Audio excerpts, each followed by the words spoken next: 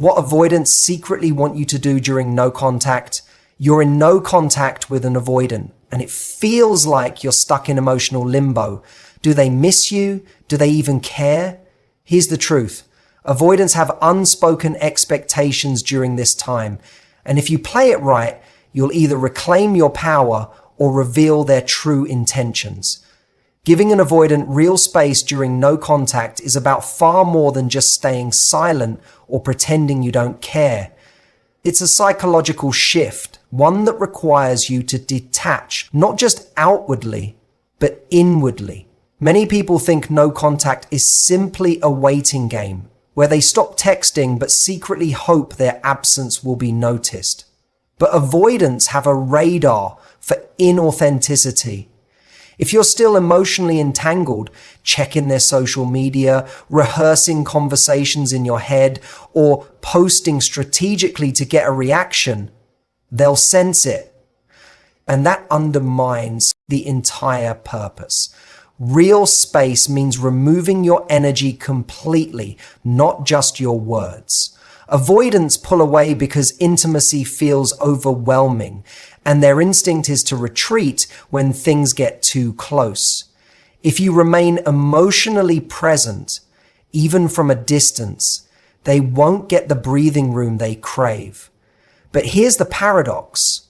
When you truly let go, that's when they start to feel the weight of your absence. It's not about punishing them or playing hard to get. It's about reclaiming your own equilibrium so that their silence no longer controls your emotional state. Think of it like this. If someone is used to you being the one who fills the silence, who reaches out after a fight, or who lingers in the background of their life, they never have to confront what it's like without you. But when you disappear, not dramatically, not angrily, just completely, it creates a vacuum, and nature abhors a vacuum. Avoidants may not panic right away. In fact, they might initially feel relief. But over time, if you don't reappear on their terms, curiosity creeps in. Why aren't they chasing me? Are they really moving on?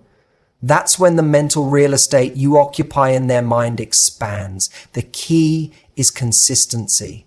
If you break no contact because you're anxious or lonely, you reset the entire process. Avoidants are observant.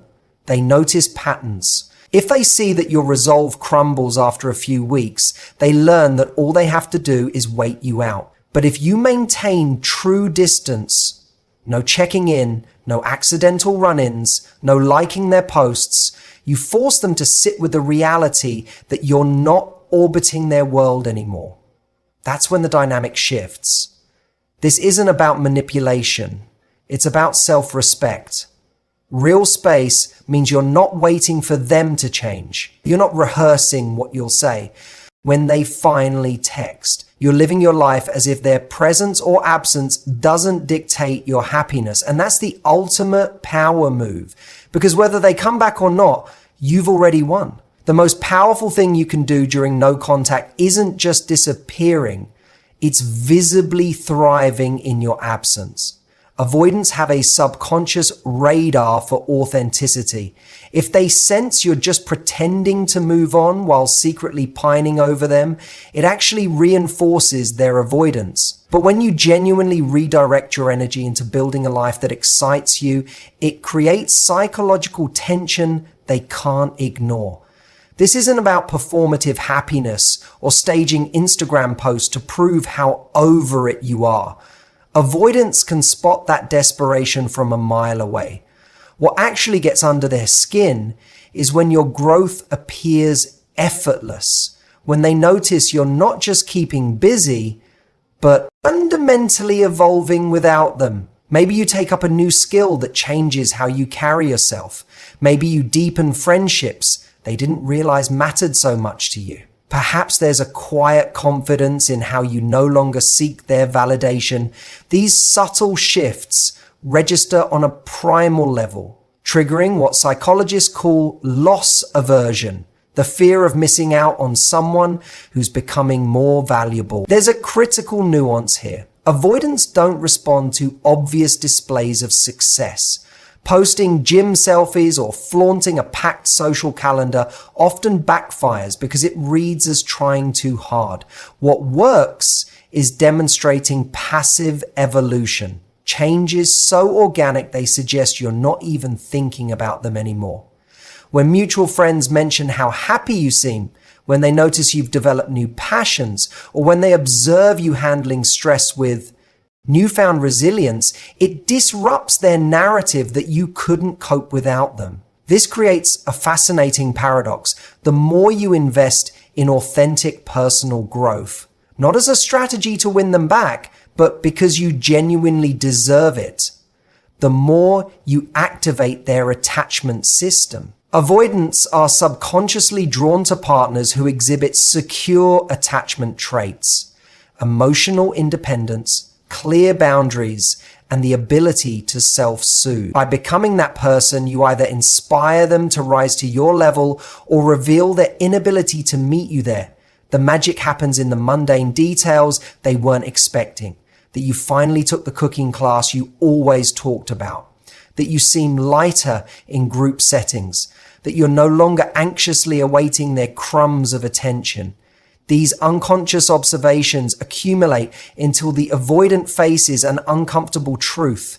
The person they took for granted is becoming someone they might actually have to fight for. And that realization, when it comes from a place of genuine change rather than manipulation, is what makes all the difference. The delicate dance with an avoidant during no contact requires mastering a crucial paradox. You must become simultaneously unreachable, yet not permanently gone. This isn't about mind games. It's about understanding the avoidant psyche at its core. When you vanish completely with no trace of openness, their defense mechanisms interpret this as final rejection, allowing them to emotionally detach. But when you leave just enough ambiguity, a door slightly ajar, though never held open, it activates their deepest attachment fears in a way that pure silence cannot. Avoidants operate on a primal fear of engulfment, balanced against an equally powerful terror of abandonment. Our goal isn't to trigger their abandonment panic through dramatic disappearances, but to create what psychologists call optimal frustration. Enough space for them to miss you, yet enough subtle presence to prevent total emotional disengagement.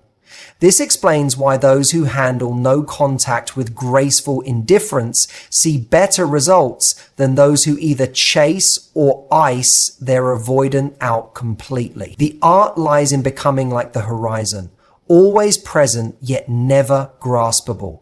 Consider how avoidants process connection. Where anxious types fixate on constant contact, avoidants subconsciously monitor for signs of independence in their partners.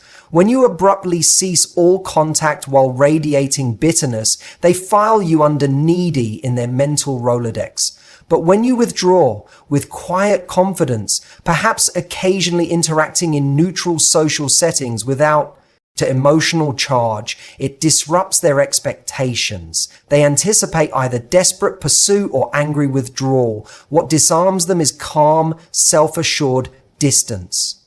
The critical nuance emerges in how you handle any eventual reach out. Most ruin no contact by either ignoring their message, which reads as punitive, or responding with overflowing enthusiasm, which feels engulfing. The sweet spot?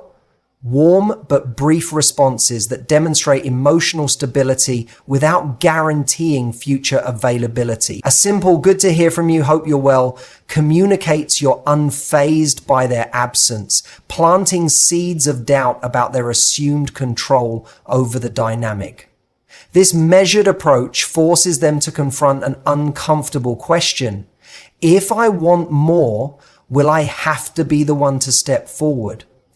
What makes this strategy so effective is that it mirrors back to the avoidant their own behavior while maintaining the moral high ground. You're not playing hard to get, you simply became someone worth pursuing. By refusing to either chase or permanently withdraw, you create the exact tension that motivates avoidants to close the distance themselves. They may not come rushing back immediately, but you fundamentally altered the power dynamic in a way that lingers in their subconscious long after no contact ends. The most transformative shift you can make during no contact isn't about changing their behavior. It's about rewiring your own attachment system. Avoidants have an almost sixth sense for detecting anxious energy, and nothing pushes them away faster than feeling like someone else's emotional stability depends on them.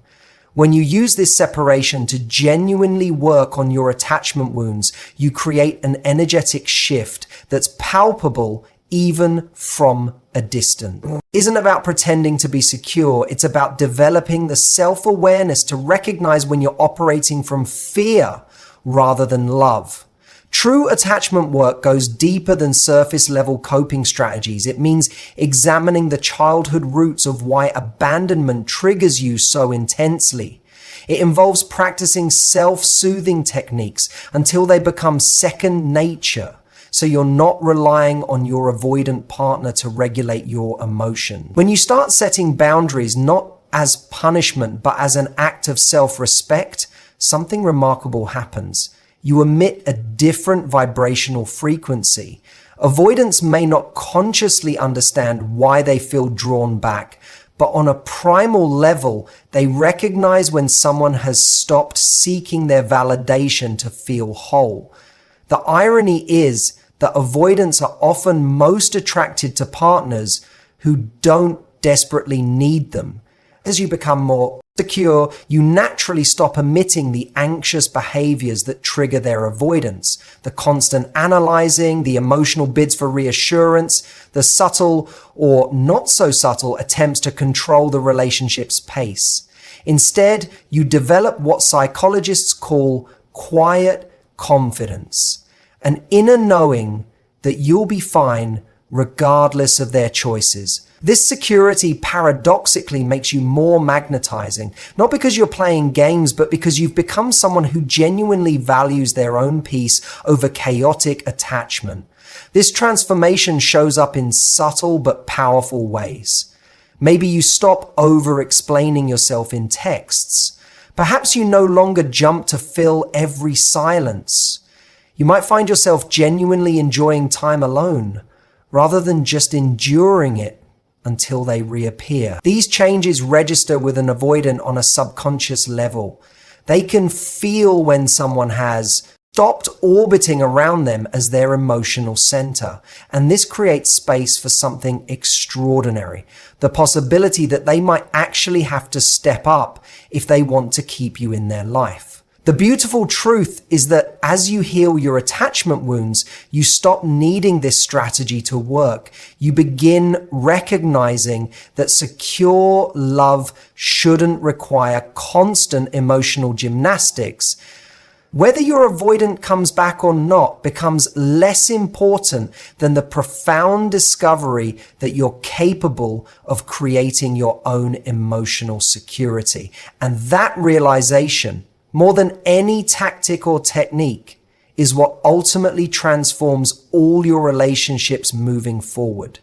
The final psychological shift occurs when you stop broadcasting your emotional state and instead become the mystery they can't solve. Avoidants are accustomed to being the elusive ones in relationships, the partners who hold their cards close while their anxious counterparts wear hearts on sleeves. But when you reverse this dynamic by maintaining calm, composed ambiguity about your feelings, it disrupts their entire perception of the relationship's power balance. This isn't about playing mind games. It's about reclaiming your emotional sovereignty in a way that naturally sparks their curiosity and introspection. Most people in no contact make the mistake of either broadcasting their devastation through sad posts or mutual friends, or pretending they're completely over it with forced displays of happiness. Both approaches give the avoidant certainty about where you stand, allowing them to file you away emotionally. The potent middle path is what relationship experts call strategic ambiguity, not lying about your feelings, but simply keeping them private. When an avoidant can't clearly read whether you're pining or moved on, when they receive no clear signals about your emotional state, it creates cognitive dissonance that occupies their mental space far more than dramatic displays ever could. This works because avoidants, despite their reputation for emotional distance, are actually hyper-attuned to shifts in relational dynamics. They notice when the usual patterns change, when you stop reacting to their breadcrumbing, when your social media stops telling a story about them, when mutual friends can't report on your emotional state. The absence of information becomes information itself. They start wondering, are they dating someone new? Did they really stop caring? Do I still have the power to affect them? These unanswered questions create what psychologists term the Zeigarnik effect, the phenomenon where unfinished business or unresolved situations occupy more mental space than closed chapters. The key to executing this effectively lies in authentic emotional independence rather than performance. When you genuinely reach a place of not needing them to know how you feel, when you're no longer invested in their perception of your emotional state, that's when the real magic happens. Avoidants have a sixth sense for detecting when someone's indifference is an act versus when it stems from true inner security. The latter is irresistibly intriguing because it suggests you've become someone who can't be easily swayed by their push-pull patterns, the ultimate challenge to an avoidant subconscious belief that they control the relationship's emotional thermostat. As this dynamic unfolds, something remarkable occurs. The avoidant begins experiencing the very vulnerability they typically avoid. Without clear signals about your feelings, they're forced to sit with uncertainty, the very discomfort they usually inflict on others. This role reversal often becomes the catalyst for genuine self-reflection, creating the possibility for real change in the relationship dynamic should they choose to re-engage. But by this point, you may find you've outgrown the need for their validation altogether, the ultimate victory in the no contact journey. So here's the truth about no contact with an avoidant. It's not about waiting